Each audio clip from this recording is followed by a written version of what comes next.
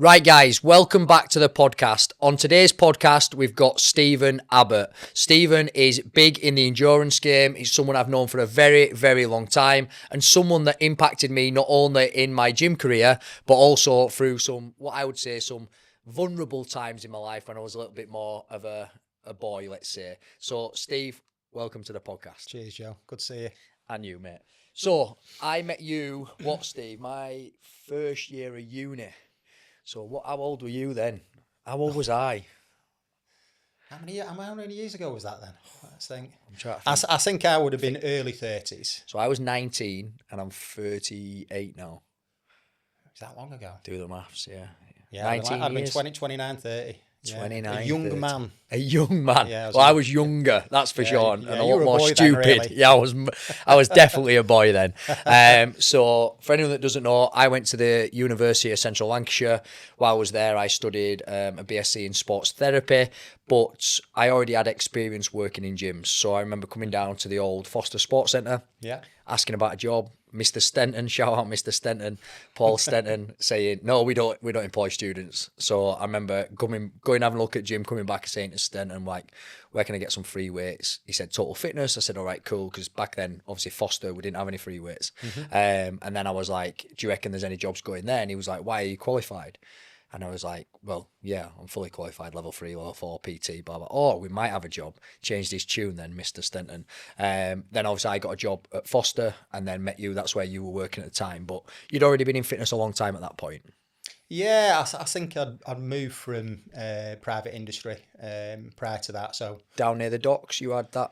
Is that where you came from to UCLan? Yeah, but prior to that, so I think my first job in fitness was in 2000, graduating in 2000 with a BSc in sports science, and then working for the YMCA, so charitable organisation. Yeah. But that was as a management tender at BAE Systems in Wharton.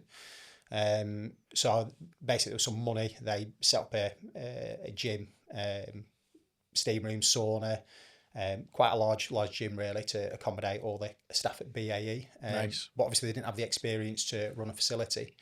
So Fylde Coast YMCA run different sites across the Fylde. So basically they set up a management tender for that, and that was my first job there. So we opened a brand new gym in 2000. I left there around 2002, then to come work at Carrefour, which is on the docks in Preston. Yeah. 3,000-4,000 member club. Again, steam room, sauna, pools. That was my kind of first introduction with pools.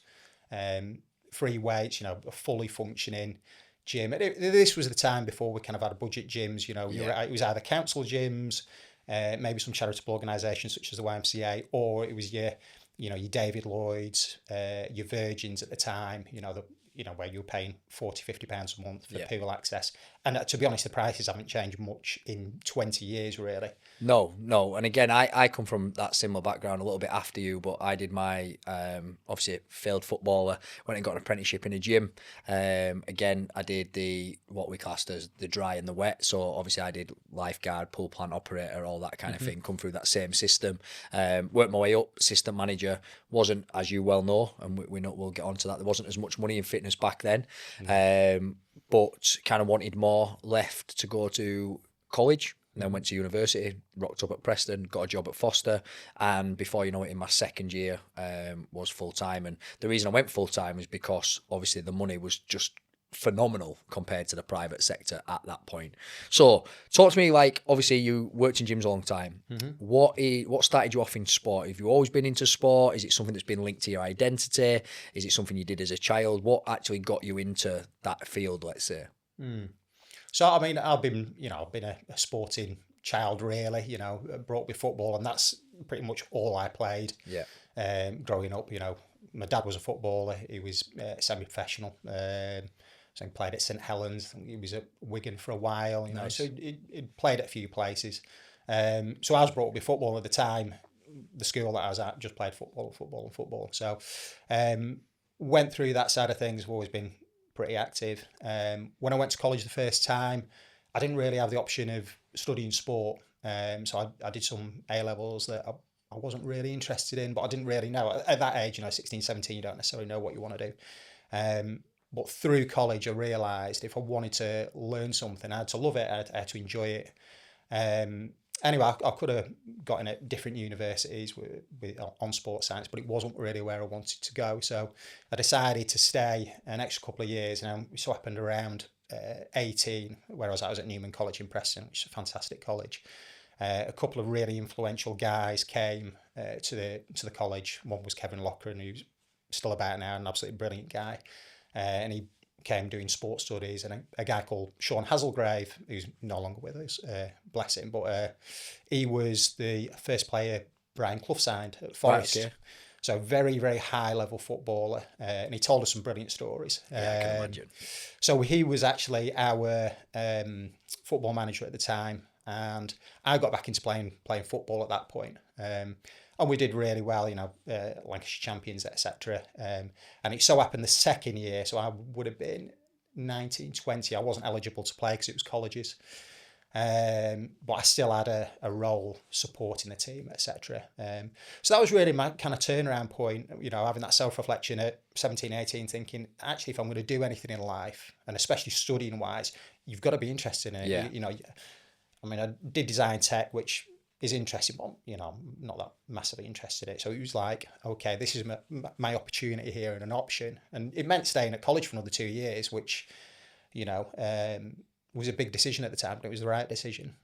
So then it allowed me to go to Sheffield, study at BSc in sports science. Massive university for sport, Sheffield as well. Big history. Yeah, very hilly. That's all I remember. Very hilly. I'm sure you have more stories than that, but that's not for this podcast. No. It was the 90s, if you got, Use your imagination. Yeah. So, I had a fantastic time at Sheffield, and, that was the time, like sports science, I think, when I went to Sheffield Hallam, it was the first year of sports science, because it was, it was in its infancy, really. Yeah. Research wasn't out there. So we were very much at the forefront of stuff, and, taking medical journals and medical research and applying to sport, So, you look at it now, the sports science market is just massive. It's crazy. And again, just going back to that's one of the reasons. Obviously, Steve's a good friend of mine, and played a major role. Probably doesn't realise, but Steve, Paul, the lads that I worked with at university, that was probably my first exposure away from where I was from, wasn't it? Bradford. I was a bit raw around the edges, and kind of my first exposure to being outside of Bradford. And although I had my best friend Blake, who again still really good friends with, I kind of went into a man's world then, like you and Stenton, and that was the first time I'd kind of been in a men's working environment, really, and people that had families, people that had mortgages, all this kind of stuff that, and again, that's one of the reasons that I wanted to get you on, is because you've been through all these stages, and now sometimes I sound like a dinosaur. When I'm speaking on podcasts, when I'm speaking to my clients, I'm saying, look, this boom of the online world, and we'll get into that, I know you've worked with and stuff like that, is great. Mm-hmm. And a lot of people get into it to build a business. Like JD Training's built an incredible business. But going back to when you got into it, and even when I got into it, there wasn't any money in it. It was more about the lifestyle, wasn't it? And you had to love it. Mm-hmm. And whereas I think that's different now with regards, people do come in and think, I can run a fitness business. And when we got into it, it was, you either loved it and it gave you a very good lifestyle. I always say you could get your hair cut on a Tuesday. You could do the food shop on a Thursday. Yeah. Do you know what I mean? Rather than the 9 to 5, you got to wear a tracksuit to work. Obviously, I've never grown out of it. Likewise. Yeah, exactly. And these were the perks. It wasn't the big online industry that it is now. And again, like you're saying there, it was the first time people had started putting medical journals and applying it to sport. Obviously, my degree was sports therapy. It was very much along the side of rehab, sports journals, sports medicine, studies, being able to read studies, being able to read statistics. But you were going at the first year where they'd kind of just took that. And that's one of the reasons I wanted to get you on, because not only the wealth of experience, the people you've worked with, and from an endurance perspective, we'll get onto that in a second, from an endurance perspective, but you've kind of lived through it, haven't you? I don't want to call you old, Steve-O, but you're fairly old though now, yeah. But you've kind of lived through it, haven't you? And someone that competes to this day, still doing running, still obviously not cycling at the level you were, but still doing running, still competing. You're someone that's seen sport go from maybe lads that just liked football, went and played football, to now a sweet science. You've got athlete first, sport second, isn't it really now? If you look at footballers, rugby players, basketballers, tennis players, it's an athlete first, you do all the athlete stuff, and then the skill second, whereas probably even when I was growing up, it was the skill first, and then they might make you into an athlete, but you had to be good at football to be a footballer. So talk to me then a little bit about, obviously you started at UCLan. What was your experience of UCLan? You're still there now.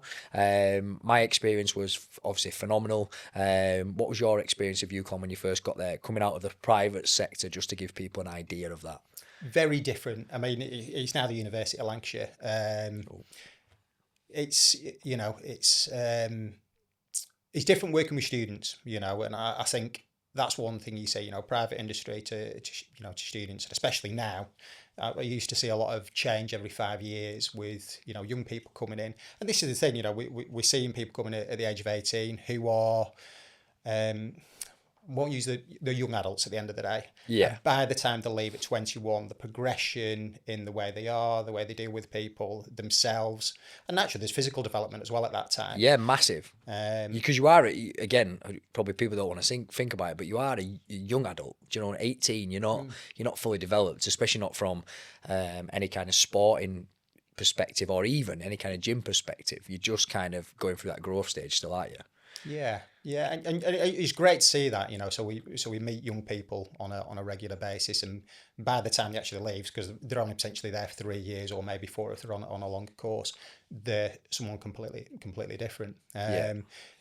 Obviously at the university as well, you were there at Foster, and it was a very, very small gym for the size of the university. And hence when we were there was obviously a massive influx of, I'm sure it was £16 million to create Stomphony Sports Centre. So double sports halls, 100-piece Techni gym, gym with cardio zone, row zone, etc. Couple of decent sized studios, squash court. So it was a much bigger facility than Foster was. And at that time as well, I think the student fees were coming in, so it went from £3,000 to £9,000. Yeah. And then we started offering free sports membership as a kind of a recruitment tool, basically. Yeah, it's like a full package, wasn't it? So I was the first year, actually, that was £3,000. So I was the first year of the students that paid £3,000 for tuition fees. Mm-hmm. And then, obviously, I think just as I was leaving, maybe a little bit afterwards, it was the £9,000. Yeah. And then one of the things I absolutely loved, obviously you're talking there about the capacity, you're talking there about what the university offers. One of the things I love from a selfish point of view is everyone just wanted to be in the gym. Like, it was people were happy, weren't they? Like, if you work in a corporate sense, you have to deal with complaints and you have to deal with people that potentially don't want to be there. People can be, I won't say rude, but they can be having a bad day, can't they? If you've had a bad day and you come to the gym and something's not right, they can take it out on you a little bit, and there's more of a emphasis put on service.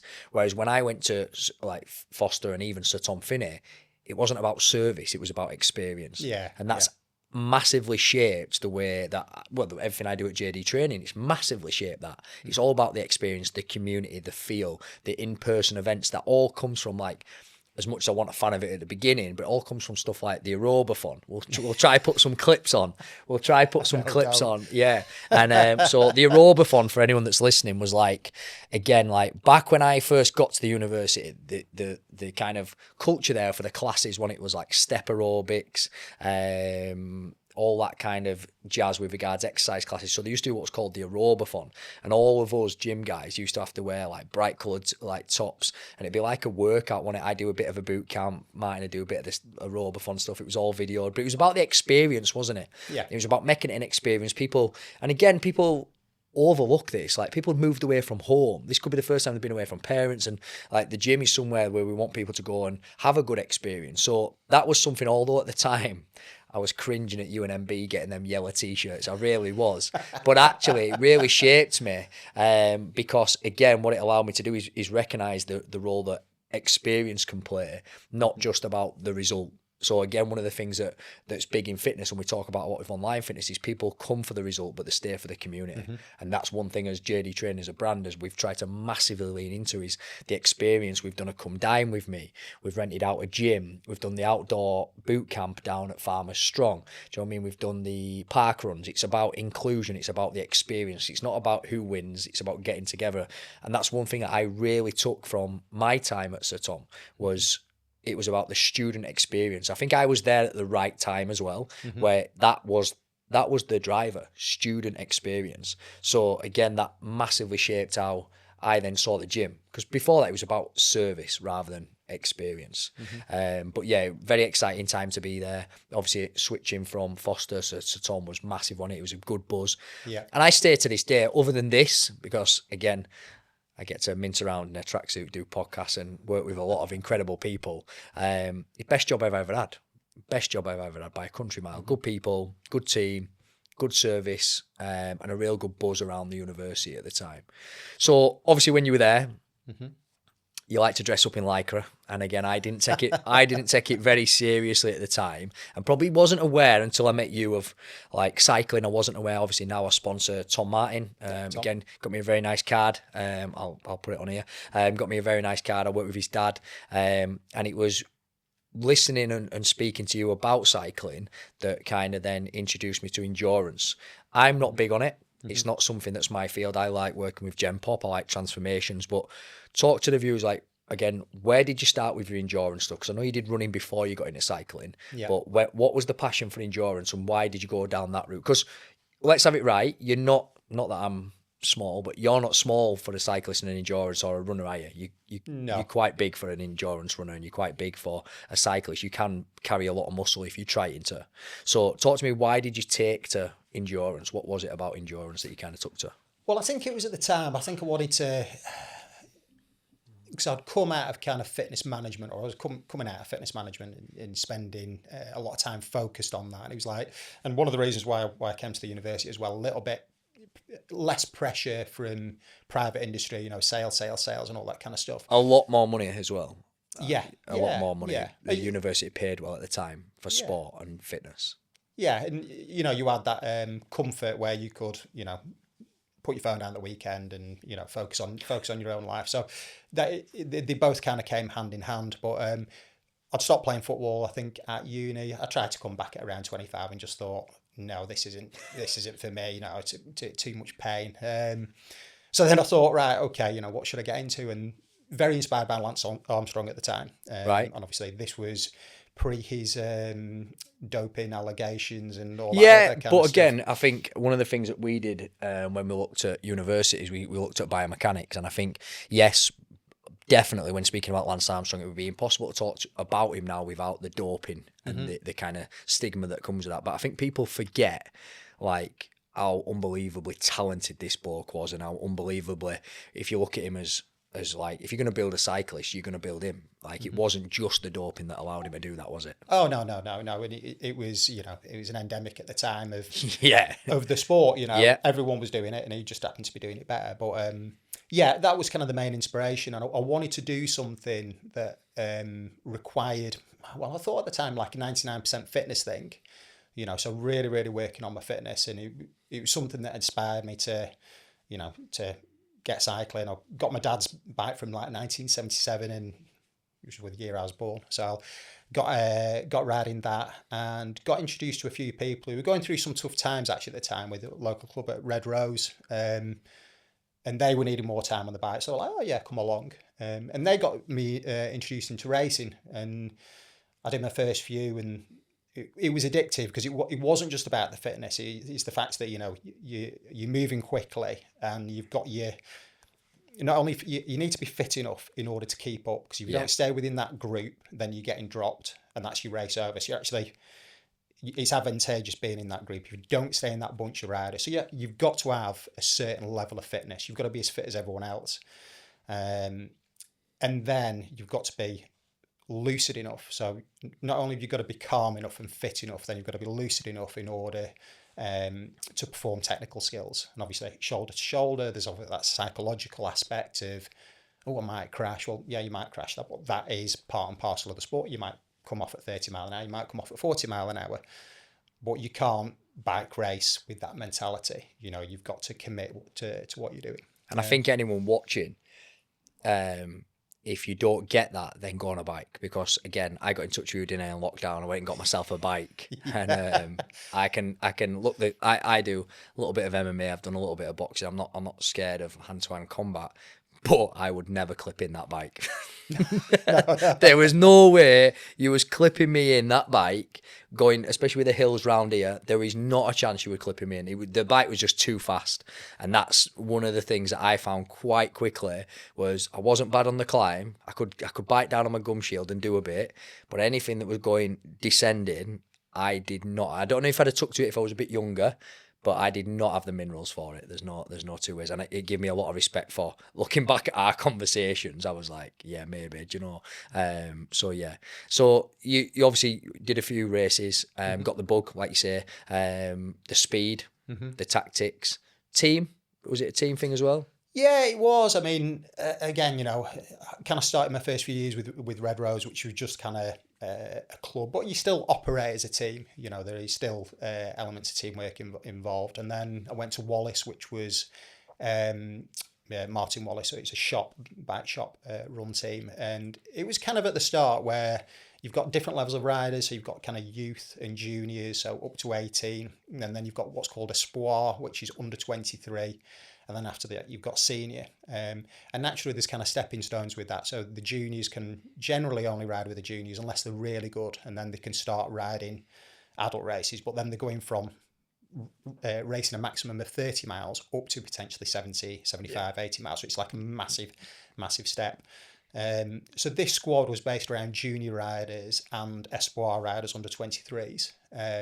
So we were kind of brought in as like an older hand, a little bit of a kind of road captain thing, kind of thing. But some of the lads who came through that, so like Matt Holmes for one of them, he was racing for Lotto Soudal, got a break later on in life, raced with GB, raced, I can't remember, it's Tour Down Under, and Richie Port, one of the guys, one of the Tour de France main contender, normally wins on this particular climb. I think it's Wollonga Hill.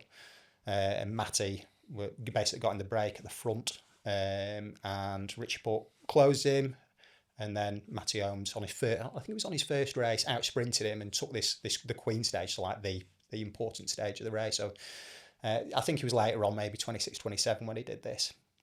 So that was amazing, So the riders that came through were, very, very high level lads, So, and it was a great squad like that, we used to go to Calpe and 20 of us would do training camps, likes of James Gullen, who also went to... Yeah, I remember Gullen. Yeah, I remember him. He used to come in the Foster. I think it was Foster back then. I don't even think STFC were there. I do remember the name, yeah. Yeah, I mean, he went from, again, a local rider, time trialist, to racing for Rafa, so he'd been a paid professional, ended up on the podium at the National Time Trial Championships with two other Pro Tour guys, practically the top 100 riders in the sport.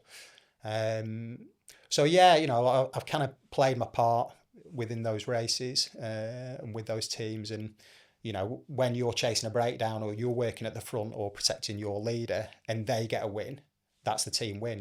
You're all winning together. So it's amazing. I look back and some of the riders who I've rode with and raced against, like Tom Pidcock and the Yates brothers, and it's a great story to tell. Yeah, definitely. So talk to me a little bit about your individual kind of goals.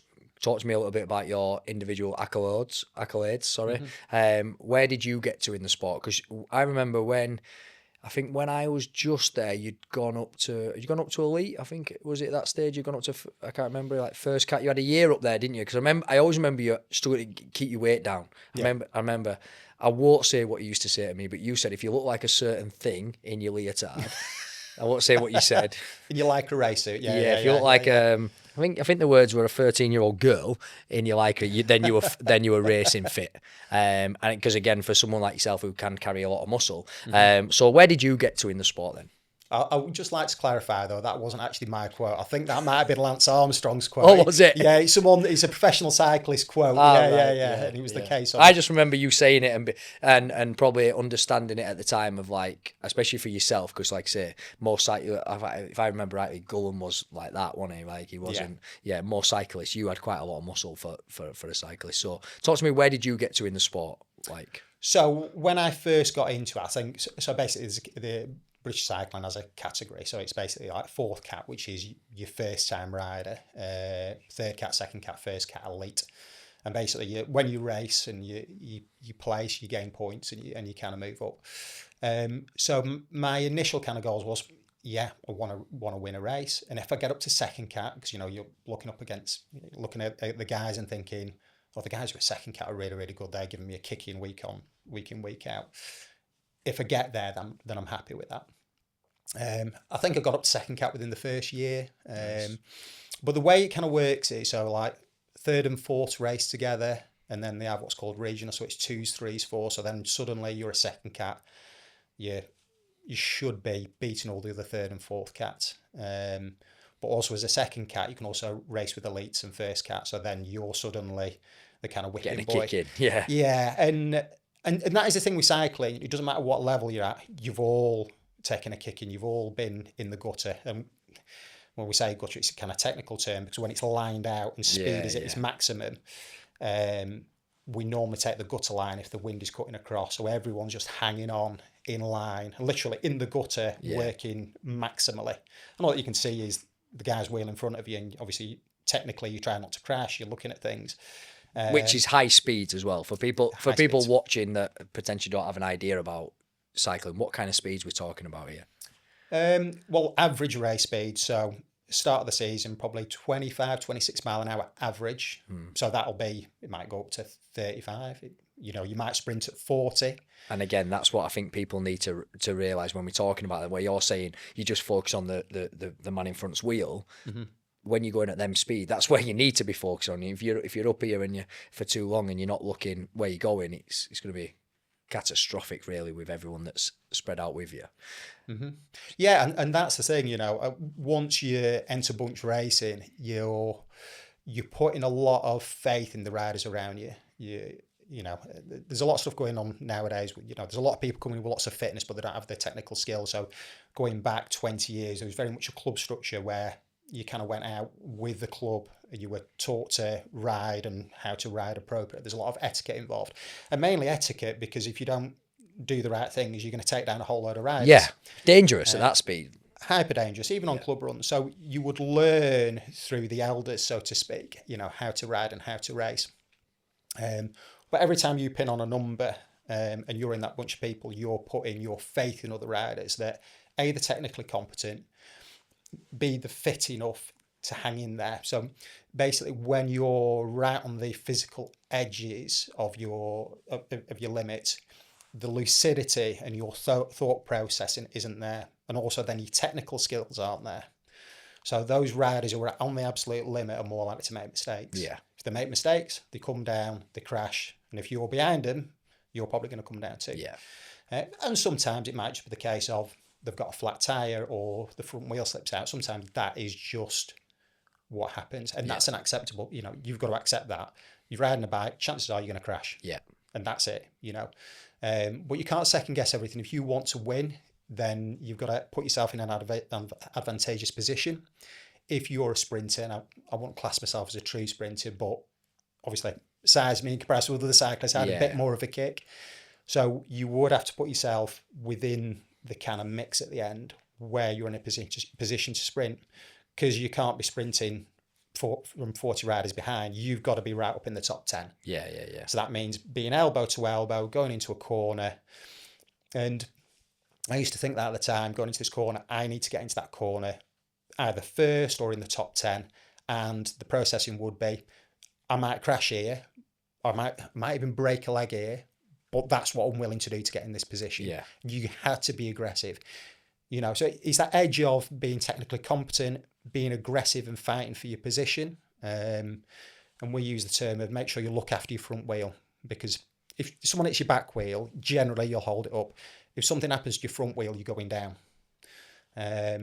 So it was, a lot of the sprinters, there's a lot of psychology and mind games going on. Yeah, massive. And it's same as any sport, innit? Like, you've got to have the technical ability, you've got to have the fitness, but then the mindset that comes with it, you've got to have that, haven't you? Do you know what I mean? If you've got the fitness and you've got the ability and you've got the technical knowledge, but you don't have the mindset, you don't have the confidence, you can't put yourself in them positions, then you're not going to capitalise. Yeah, exactly. So how long were you in cycling for? in total, as in like competing, Yeah. and then obviously you've gone on since then to get qualified as well, and qualified in and around running and stuff like that. So talk to me a little bit about that transition going from how long you competed for and then getting more into the qualification side and leading. Yeah, so I think I started bike racing around 28, maybe 29. So I started very late in the game really, and then eventually over the years moved to first cats, elite, had a few major crashes, then dropped back down to first, get back up to elite, and done different things.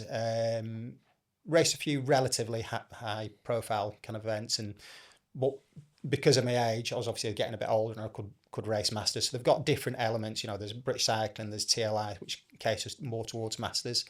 So one of the years I won the National Masters Road Race Championships. A couple of years ago, won the National Circuit Race Championships. And then I think when Littleton came along, it was suddenly I couldn't be training 25 hours a week. Yeah. And also at the time, I think I've been doing it like 10 years, and it was like, okay, physically I'm getting a bit fried here, and you're just taking a kick in, week out. You're potentially not getting any fitter, and the young lads who are coming through are just getting better and better. So then I decided to go back to running a little bit, and I thought, well, do you know what? Obviously, I've got the aerobic base, you know, and I'm used to really hurting myself. So I thought I'll give running a go again. So I did a couple of 10Ks. I think I did Bolton 10K, which wasn't flat. I think I was like maybe 38 minutes or something like that, or maybe 39. Did the 3 bridges in Lancaster, not particularly flat. Again, I think that might have been a 38 or a 37. I think maybe came about 6. So I thought I ran like a cyclist, though, very stiff, a little bit bent over. But it's that aerobic base, isn't it? You might run like a cyclist, but you had that aerobic base that is elite sport. Like essentially, you're training 25 hours a week, working on that cardiovascular base. You've got that aerobic base. You then take it into running, and you might be up against potentially some better runners, technically better runners. But if they haven't had that kind of the hours of training, isn't it? That real foundational, and you can't. I say it all the time, and this is again, we'll get onto the HYROX stuff in a second. Is the people that are good at running are always going to do really well at HYROX. You can't catch that stuff up. You can't just build an aerobic base in 6 weeks. Like not even, even looking at the physical capabilities, but also the mindset in it of being, people will talk about all the time, being in the hurt locker, do you know what I mean? Being in the hole, whatever you want to talk about it, running on tired legs, all this kind of stuff that you can't pick this up in 6 weeks. And again, it's seasons of it that allows you to push there. So obviously you started doing well in the running. How and at what point did you then go transition into coaching? Oh, well, I suppose, I did my football coaching when I was 18. So, I would say I've always been coaching, even like on the gym floor, we're always coaching, whether, it's just general gym stuff or elements of cardio or spinning or boxing, So, I was a spinning instructor for 20 odd years, and obviously knocked that on the head during COVID. That was kind of my way out. But yeah, I think with my cycling coaching, I don't know if it was maybe 8 years ago. It was probably around the time I started taking up duathlon. So again, around the same time, Emily came around, took up duathlon, which is like a bike run. Yeah, I did a few triathlons, but not particularly into my swimming. And obviously did all right at that England Masters champion 2022 or somewhere around there. But yeah, I wanted to really get back to what I enjoyed and what I was like very knowledgeable about, which was the cycling element. And yeah, I think the thing with the cycling, I think I prefer the technical aspects, the technical skills. And I find when a lot of clients come to me, they're actually quite surprised about how the mindset and the technical skills of cycling are potentially more important or as important as fitness, Yeah. Because a lot of the cyclists nowadays are going on things like Zwift, and we have power meters, and obviously like virtual racing. You can do a lot of training indoors really. So there's a lot of super fit people coming through, but they don't necessarily have the technical knowledge, and especially the technical skills, especially at a later age. So a lot of the young people who are into bike racing are coached from an early age, whereas I find a lot of people who were similar to me probably started a lot later in life. Yeah. So they're quite surprised at how much that technical aspect makes a difference. And then what about the running coaching? So when did I pick that up? I picked that up about 3 or 4 years ago, I think it was. Maybe no, it might have been pre-COVID actually. I did run leaders and just linking in with the university and some of the students there and leading runs from the sports facilities. So it was not necessarily a couched 5K, but it was catering for people who were probably seasoned runners, but just came for people who was like, okay, I don't really know where to go. I've just started at university.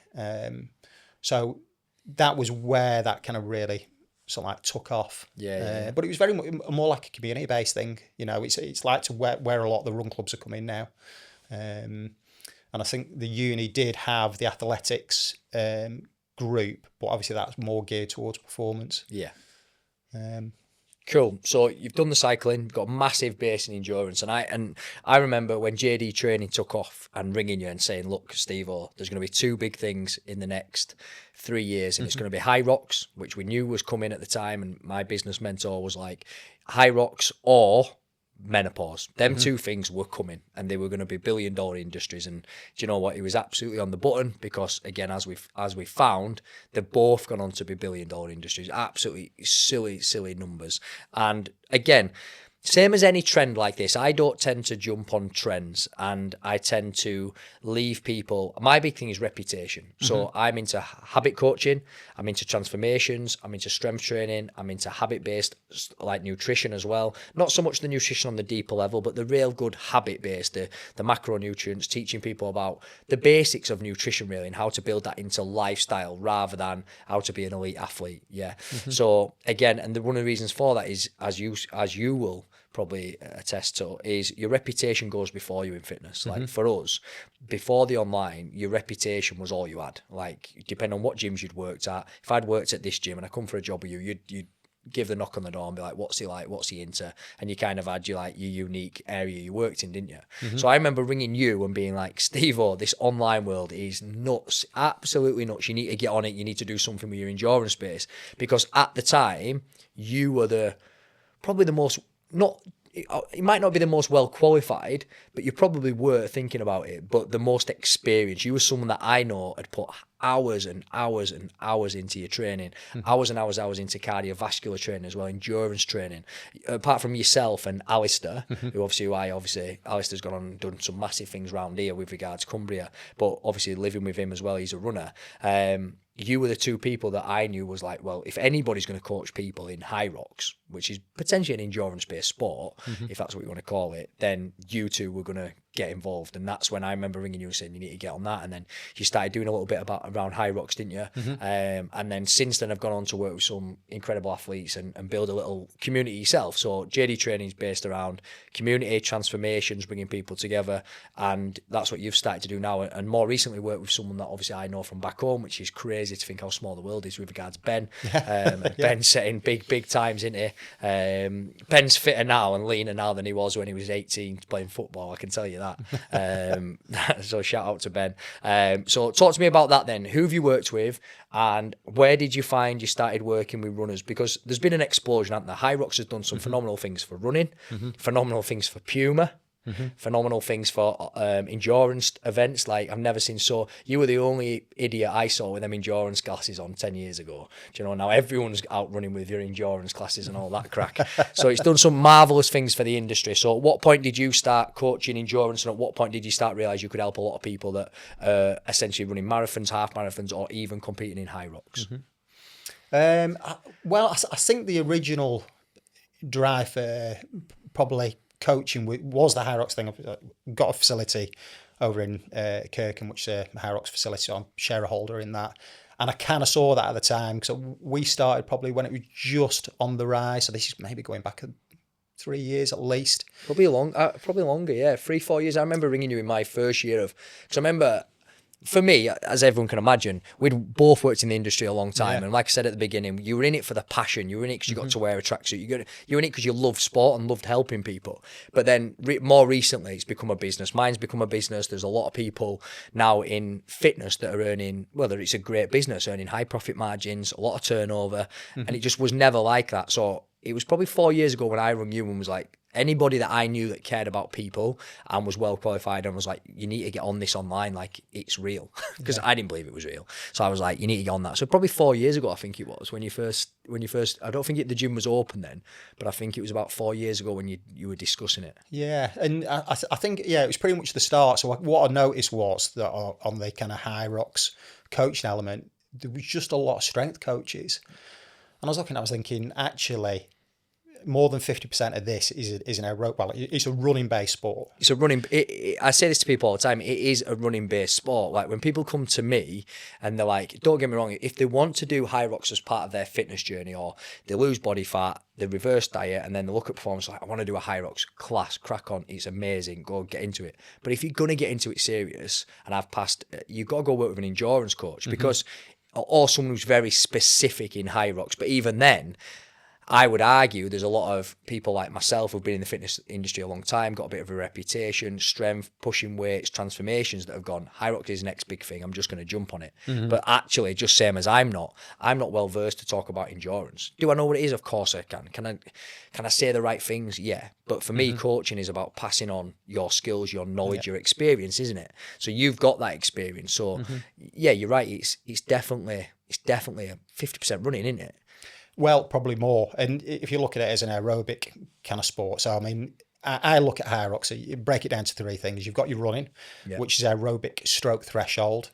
You've got ski erg, which is aerobic stroke threshold. A rower, aerobic stroke threshold. You've got rock zone, which is basically finishing the running and going to the stations. Again, aerobic stroke threshold.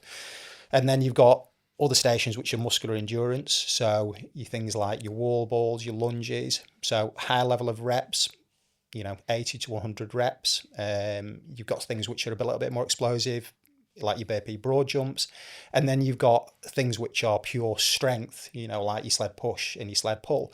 So the way I look at it is an energy systems perspective. So it's like you've got a threshold energy system, but then you've also got a muscular endurance energy system, and then also explosive power and pure strength.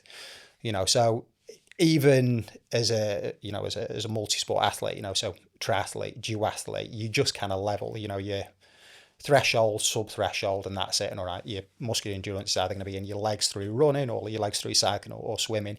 HYROX is just such a mega mix of energy systems, and that's the way to look at it. But 60-70% is aerobic. And I think the thing with it as well is, there's very much and maybe this is an Instagram thing, that more is better. And as a triathlete, it's very, very difficult to train three disciplines. Even if you train them properly, twice a week each one, well, that's 6 days of, potentially hard sessions. You're not going to be able to recover from them. And then HYROX, well, 8 stations plus the running. And sometimes I think there's a little bit too much overload with it. Oh, massively. And again, we've just had that with regards Cade. You met Cade as he was leaving. We've just had that with Cade with regards bodybuilding. And this is again why I would recommend for anyone that's worked with me, got down to lean body fat, and then want to go on and do a photo shoot, I pass them on to Cade. And why? Because he's well versed in it. Not only does he care about people, but he's well versed in taking people through that process. He's been through it and he's took people through it. And you're exactly right. It's that with any boom, such as HYROX, and then you've got branding. And then you've got marketing, which I get is great. And anyone that's doing it, you have got that kind of the Instagram effect, haven't you? Where people are going to watch people and they're going to copy them. And what they don't realise, just same as a lot of people that are doing Reformer Pilates now or doing HYROX now, people look at them and like, well, if I train like they're training, I'll perform like they perform, or I'll look like they look. And I'm like, a lot of these people, HYROX is just the latest thing they're into. They've done maybe 5-10 years of hypertrophy training. Do you know what I mean? That's why they look and got the physique that they've got. They've maybe done, similar to yourself, 5-10 years of real hard, intense endurance training, or sport-specific training, or running training. So that's why they perform like they perform. And it's people watching this stuff online. And one of my bugbears, like HYROX has done some incredible things, but I say to people all the time, have you ever done Couch to 5K? Like, yeah. Okay, well, where did you start? Where did you finish? How long did it take? And they're like, oh, well, did it over 8 weeks, 10 weeks, 12 weeks, whatever. So why do you think you can train for 4 weeks and go to a HYROX? Like, no one's got any respect for it. People think I don't have any respect for it because I don't probably give it the credit that it's worth. Why? Because it's not in my field. But I've got a lot of respect for what it is. And if you don't respect it and you go in there thinking that you're just going to, and I get it, you want to do it just recreationally. But if you're not, your body's not used to that level of impact and stress, it's going to scream injuries. And that's what I've got worried about. Is I speak to a lot of my clients and I'm like, look, I understand if you want to do it, but if you want to do it, we need to prepare you for it. It's not something you can just do in and amongst your journey, because the likelihood is you're going to get injured if you're going to do that. So talk to me a little bit, like, how do you approach it with clients then? What's the average client that comes to you? What are they looking to do? How are they looking to get better? Do they come and go, Steve, I want to work with you because you're good at running. I want to work with you because you're endurance based. What does it look like when they come? And then what is kind of, I suppose when I talk about a client, I take them through a lifetime, like time schedule, and it's like calorie deficit, reverse dieting, maintenance, and then we take them into performance. So when someone comes to you, where are they normally at, and then what is your kind of foundational stuff you want to do with them? So it's a mix. It's a massive mix. So I get predominant market is marathon athletes, right? Okay, working towards a marathon. Normally, because there's a set time frame on it, they're normally booked in a year in advance, so they know they've got, at this point, I need to start training for it. So they were already committed, so marathon's quite a big one. I have multi-sport athletes, people are doing 70.3 Ironman, duathlons, get HYROX athletes, get first timers, who just wanted to get faster, and people who are edging towards half marathons. So it's very much a big mix. Yeah. And it made all my kind of coaching is bespoke. So, everyone I come across, they've obviously all got an individual story. They've all got a different sporting history. So, when we're talking about times and, where are you currently at, sometimes it surprises me. It's like, well, I've never really run before. I've been running 6 months and I'm running a 16-minute 5K. And it's like, you're running a 16-minute 5K, you've never really run before. And it's like, well, what have you done prior to that?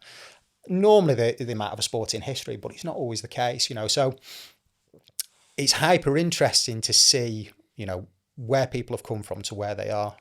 But my two key things, or my key thing is health, and I think as a metric, we've always got to prioritize that, because if our health, or if we're injured or unhealthy, then we can't train, we can't recover, and we can't compete. So that's always our go-to metric. I think we get too focused on, weight, what's not necessarily physical weight, but what weight we can lift, how fast can we run, how much power can I put out, where am I on the time frame, rather than actually how is my body feeling under this particular load. So normally, how do you manage that with a client then? Is it something, do you get them to fill out a form? Is it conversational? Conversational, yeah. So it'd be the case of, so where are you, where have you been previously? Where are you currently? And it might be the case the client go, well, I get Achilles injuries, or I get a hip injury normally when I get up to this point. So straight away we have an idea of loading, and that's kind of put into place. And obviously it's my job as a coach to be sensible. I'm trying to look after your health as a client, as an athlete. And naturally we're getting, and especially with online, and this is kind of a skill that has come out with online, because a lot of my stuff has been face-to-face previously, where we can have chats and things, is getting that picture of who this person is, what do they do as a job, how old are they, what other constraints have they got going on in life, do they train in the morning, what if they train in the morning, are you really going to go and do intervals at 6 a.m, whereas at 5 p.m. at night, you're going to be fresher, you're going to be more wide, you're going to be more ready to do it. Some people can train 3 days a week. Some people have less commitments and can train 6 days a week. Yeah. And I think, again, with the Instagram things, we see elite level athletes, being able to train 20 hours a week, potentially being able to recover from it. Yeah. And people expect that. They think, well, they can do it, why can't I? But I always go back to the thing is, right, have you got any injuries? You know, have you got any little niggles? Because if you've got a niggle, make me aware of it, but you might need 2 or 3 days off. And 2 or 3 days off, you're not going to lose any fitness. You might be raring to go. Go and do something else. Go and have a sauna. Go and eat well. Go and get a massage, or just go and relax. But if you train during that injury, that could be 2 weeks off. Yeah. Then you're going to start losing fitness. Then you're going to start losing motivation, etc. And it becomes, you know, a knock-on effect there. So I always say to any of my team, you know, I'm programming you, and this is not necessarily the coaching part. This is the programming, and you know, I try to separate the two. There's programming, there's coaching. I always program you in what you tell me for your, you know, best interests. Now, if you need to get back to me if you've gone, you know what, it's a little bit too hard this, and we can modify things. And if it's continually too hard, we're overreaching. Yeah. Okay. We're overreaching, greater chance of injury, greater chance of illness. It's also highly demotivating if we're not hitting goals. Non-compliance, yeah. Yeah. And then you've got your flip side, you know, if you're coming into every session and an interval session feels like a zone 2 or a tempo session feels like a walk, it's not stimulating enough. You know, we've got to create that stress. So a lot of mine is conversational, but yeah. I find the real kind of money and where it works is having that feedback, you know. So, I mean, I use WhatsApp as my main communication tool. So it's the case of, you know, even if it's feedback of, you know what, Steve, great session, really enjoyed it. That's a massive win. If we enjoy something, we'll do it again. We'll go and complete it to the best of our ability. If it's something we don't understand, ask the question, because every session should have a purpose, and especially within aerobic training, you know, it's all applicable, you know. So, all right, we're doing, you know, a threshold session. Why we're doing a threshold session? Why we're doing a zone 2 session? Why we're doing sprints at the end? Okay, well, we're doing sprints because maybe when you get to the end of the 5K, you're going to need to beat the guy next to you, so you're going to need to change that turn of speed. So, you know, asking those questions is pertinent to the athlete's development. And, you know, like I say, that's about the sheer programming rather than, you know, the other elements which I class as coaching. So it might be technical aspects, or it might be stuff about recovery, you know, because obviously we're creating stress through training load. Well, the other key part of it is recovery. If you're not recovering from your stress, you're not adapting, you know. So there's lots of other areas that we overlook sometimes that are just as important as going doing the hard sessions or going doing the easy sessions. Yeah, and it comes back to exactly what me and Cade were saying, exactly the same thing. And I think Cade's been in bodybuilding for a very, very long time, and again, face-to-face, and then gone into the online world. And I'm not saying that you have to be face-to-face first to be successful online. I think everyone's got their unique selling point. I think everyone's got a set of skills, and you can definitely, a skill is something you can learn. But everything that you're talking about there is exactly what we do in our one-to-one service as well. And it's based on that kind of coach-client relationship, isn't it? And if you don't have them skills, you don't have that awareness, and you are just setting a program, that's to me when it becomes dangerous. And that's especially when you're talking about stuff like that, when you're talking, you've just said it yourself, you're going into a training to create a stimulus, but you can't get the most from that stimulus if you're not recovering. So if that conversation's not there and you're not interacting with the client, and even deeper than that, you're not putting them at ease, they don't feel comfortable opening up to you, asking the question. And your job as a coach is for you to set that tone. Like, look, I want to know. I speak to a lot of my clients, and we do it on check-ins forms, we do it on Zoom calls, we do it on voice notes. I love voice notes because you can hear the tonality. What's digestion like? What's recovery like? What's your home life like? Yeah. What's your gut health like? Toilet habits. IBS, we have a lot of people who struggle with it. So again, but that for me comes from that awareness from working with people in person. So yeah, it's great. It's great to see that. So if I was going to say to you, what would be your top 5 tips for someone, let's say, looking to get better at HYROX, looking to get better at any kind of endurance event, and obviously we're aware that your coaching's bespoke. Talk to me a little bit about what your generic, going off your experience, where are people lacking? All right, okay. What, top 5 things, top 5 go-tos? Top 5 go-tos, mate. Okay. Understand your current limits, understand where you are currently. Which goes back to the old school gym instructor of meet the client where they're at, doesn't it? Yeah. That's what we were taught back when I did my MVQ. You know, you meet the client where they're at. Where are they at right now? Let's get a gauge of that and then give them the stimulus that they need. So that's number one. Yeah. So see where they're at. So benchmark them. See what the desires are. What is the reason why you come in, and what do you want to achieve from it? Absolutely massive. So I'm glad you came to that, because again, something that Cade went into, again, another coach that I respect, yourself, another fantastic coach in a different field to me that I respect, and one that I say all the time is, what are you here for? Mm-hmm. Why are you paying me? What is it that you want? And then once you understand what someone wants, you can kind of give them the roadmap and take them through that process. Like me and Cade spoke about it, like, what are the time frames? What do you want to achieve? What times do you want to achieve? What weight do you want to achieve? How quickly? What's your tolerances? What's it all for? And then understanding the client, like, what are the driving factors? I'm, as you know, like, I am drawn by the negative. I don't think about what I'm going to gain. I think about the fact someone told me I couldn't do it. Yeah, so I use that. It's fuel for me. Whereas someone else, it might be about what they're going to gain. So that's the two there. What would be the next one? Well, I'm going to go further with that. Go on. So I think, so a lot of the time I get athletes coming with time goals. And what I say is, like I say, because some of them are not lofty, aspirational. But I go, right, well, if you want to go and do a sub 60 HYROX or run a sub 3-hour marathon or a 50-minute 10K, what would you do if I gave you that tomorrow? If I could say, right, here's a tick, you go and run it and you go and do it tomorrow, how would you feel? How would you feel if you go and do it? Well, I don't know how I feel. Well, probably wouldn't feel that much about it. Okay, so, right, what we're saying is, we're not necessarily saying, even though that's good, that's the goal, actually achievement of that goal doesn't mean anything.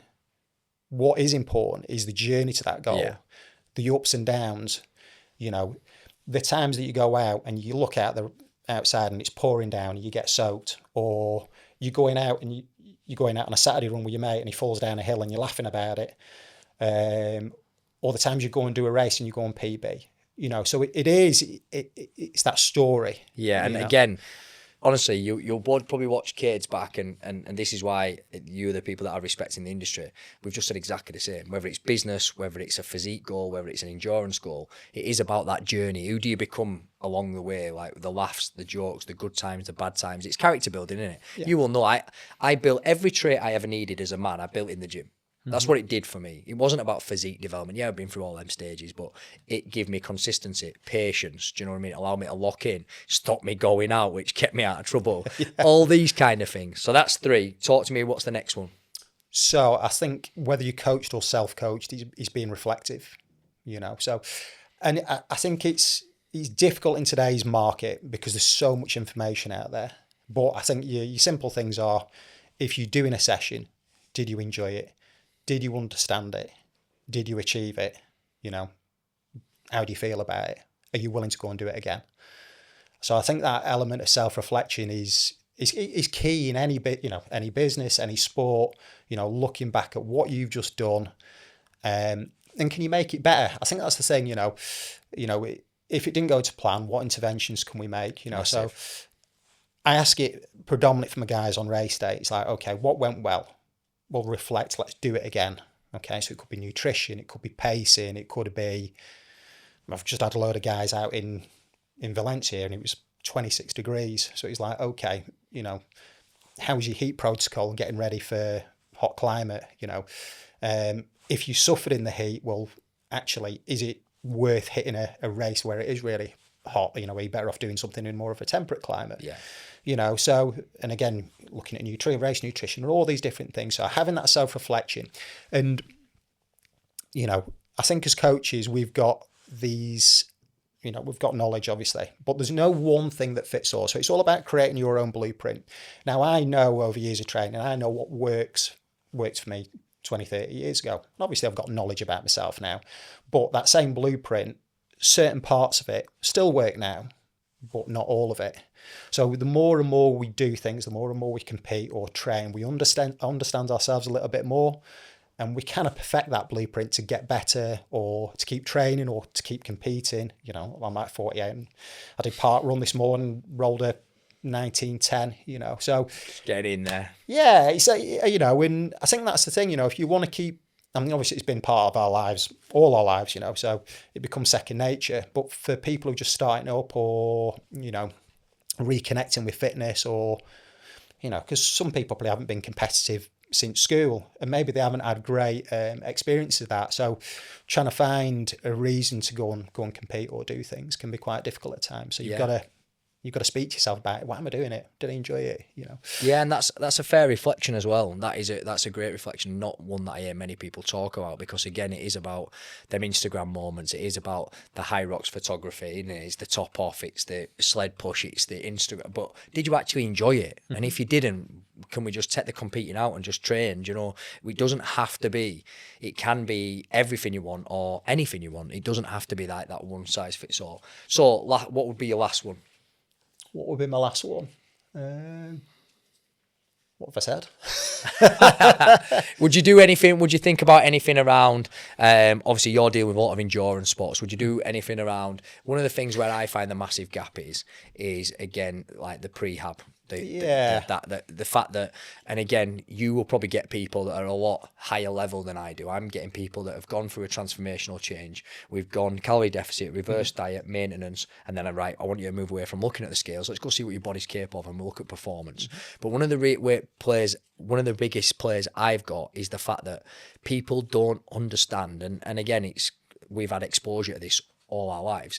A lot of people think, I'm just going to go do 5K, I'm going to go do 10K. And when you actually speak to them, it's like, yeah, you've been doing your steps, yeah, you've been to the gym. But when was the last time you loaded through the Achilles, the calf? When was the last time you loaded through these? Do you understand that when you're running, I know this sounds as simple as it sounds, but obviously going from my degree, which is sports therapy, and we look at force platforms, look at biomechanics, do you understand that you're loading from one leg to another? It's essentially, I'm not saying it's hopping, but there's a lot of body weight and a lot of force going through them limbs. So is prehab in the people that you're getting, is that quite common, or is it something that you introduce to them? Yeah, so I think with running in particular, it's injury prone. You know, it is cycling, apart from crashing, and if you're not right, you're generally not too injury prone. Whereas running is just repetitive, isn't it? It's very repetitive, yeah. And I think this is the great thing about Instagram and YouTube and all that.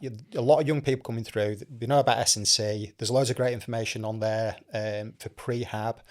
But yeah, I always speak to my guys and girls all about priorities of training. And again, this is, if someone's just needing to get fitter, well, just going out doing the run is a priority A thing. If you're going doing a marathon or you've got goals, running is a priority A. But someone like me, I do have a bit of an Achilles flare-up, or some of my guys, actually your S&C and your prehab is also a priority A, because you're suffering from injury, you need to get it under control, and you're going to need to keep on doing that. Yeah. Similarly with flexibility, and I think, I don't know if I still think this, but I think, going back, yogis or people who did yoga, or, particular of a certain age, we used to look at some of the yoga instructors who probably in the 60s, great shape, flexible, strong, and, functioning very well. And getting to a certain age, you do think about how you're going to function. I still plan on racing when I'm 60, 70, but it's not just about the fitness. I'm sure my cardiovascular will be okay, but you've got to think about how are your muscles, how are your joints, tendon structure, tendon structure, ligament structure, all these kind of things. It's absolutely massive, and people definitely take for granted because they've run at school and they played TIG or they did a cross country. They take for granted the fact that for some of these people, they haven't done it for 20 years. And now, because HYROX looks sexy on Instagram, they're like, I'm going to go do a HYROX. How long are you going to leave to train? 6 weeks. Well, if it took you 8 weeks to do like couch to 5K, do you know what HYROX is? How much running's involved? And then actually doing anything that's skill-based, such as wall balls, something like that, while under stress, while fatigued. And it's just, this is the big thing I speak to people about, is more like the prehab, definitely. That's the big gap. Big gap I see is the prehab side of it. Is like people don't understand the load that goes through, like you say, the Achilles tendon, the calf, the soleus, all these kind of structures down in the lower limb. That and then footwear is another one. Yeah. Like is absolutely massive, because again, running so repetitive, you need to have the right footwear on. Unlike me, that I once did a marathon on a treadmill in a pair of AstroTurf trainers for a bet. But Steve, it's been absolutely a pleasure to have you on. Likewise. I think it would be incredible to do another off-the-cuff one, not about training, about life and experiences. And the one thing that I say to people all the time is when you meet people at the right time, and you learn a lot from them. I learned a lot about endurance sport from you. I learned a lot about the gym and marketing plans and tenders and student experience, and I've took all of that into my business. But the biggest thing you've ever taught me, and you probably won't remember this, do you know what I'm going to say? Is it something to do with houses? No. Yeah. Overpaying on your mortgage. Yeah. Overpaying on your mortgage. I remember you sitting me down as a young kid, and again, this is what the fun of meeting different people is. And I remember you talking about something, and you said about overpayment on your mortgage, and I was like, I can find better things to do with that, mate. I'll do whatever, because I obviously was working at the uni. I was probably the richest student in Preston at the time. You were, yeah. I had a bit of money behind me. I must have been the only Preston student to be paying back his student loan in year 2. I was already paying it back. I was means tested. But the thing that you actually told me, like I say, we've been on a couple of nights out and you've taught me a lot, but was the overpayment calculator on houses. And do you know what? Every mortgage I've ever had since, it don't matter if it was 50 or 70 or 150 or £500, I've always overpaid. So if anything, you've saved me a lot of money. A lot of headaches along the way, but we'll save them for another day. But a lot of headaches, but it saved me a lot of money on interest and give me a great understanding into, like you say, when I speak to anyone now about endurance-based, I'm never going to coach endurance-based. One, I don't have the interest. Mm-hmm. Two, I'll probably be quite good at it, to be fair. I'll be much better at that than building muscle, to be fair. I'm rubbish at building muscle. Fairly strong, but rubbish. But you give me a good foundational knowledge into anything that's endurance-based, which, yet to my knowledge, was going to go on to be obviously invaluable with regards HYROX and how popular it's become. And it's people like you that should be coaching in HYROX. And I'm really passionate about that. Same as people like Cade who should be coaching in bodybuilding. There's too many people that get into things because they are trendy, there's money around it, and they don't have the real understanding. And like you've just demonstrated then, not only do you understand the technical aspects, you've been there, you've been in the saddle, you've done the endurance stuff, you've done really well at Masters, which is obviously, and I think you probably undertaught them, you've done really well at Masters, but more than that, you care about the athlete. And that's what's come across with any coaches that I respect. It's all about caring about the athlete and the experience that they get. So it's been an absolute pleasure to have you on, mate. And we'll meet up off the cuff soon. Yeah. Take care. Nice one, Joe.